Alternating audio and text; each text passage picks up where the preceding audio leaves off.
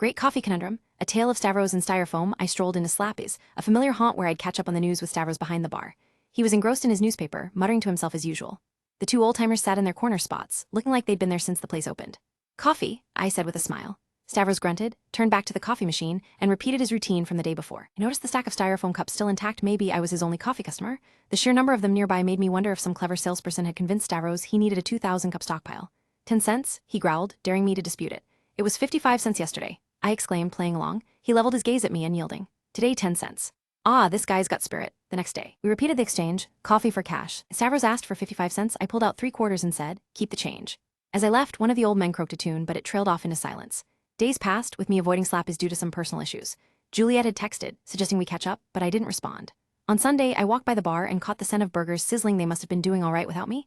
I resisted the urge to step inside. On Monday, I needed a boost, so I headed back to Slappy's for my morning coffee fix. Stavros slid my cup across the counter with a price tag, 35 cents. Your prices fluctuate a lot? I teased. He seemed puzzled by this concept, but I let it slide. The next day, I pulled 2/4 from my pocket and asked about tomorrow's price. Stavros shrugged, saying he wasn't sure. Maybe we'd figure it out together then. Enough was enough. It was time to bring this guy into the 21st century. I spotted a travel mug with a quirky design in my kitchen cabinet, a frog emblazoned on the front, sporting a cheeky phrase. I brought it to Slappy's and set it on the bar, hoping to nudge Stavros toward change. He raised an eyebrow, but continued filling my coffee into a styrofoam cup. No, I said firmly, pointing out the mug. After some chuckles from the old-timers, he put the frog cup back and handed me my drink, 55 cents.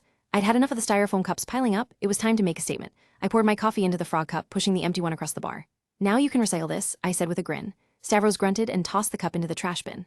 Ah, 55 cents, he repeated. Each day, I walked in with my trusty frog mug and left with coffee, as well as an increasingly full recycling bin courtesy of Slappy's own disposal methods.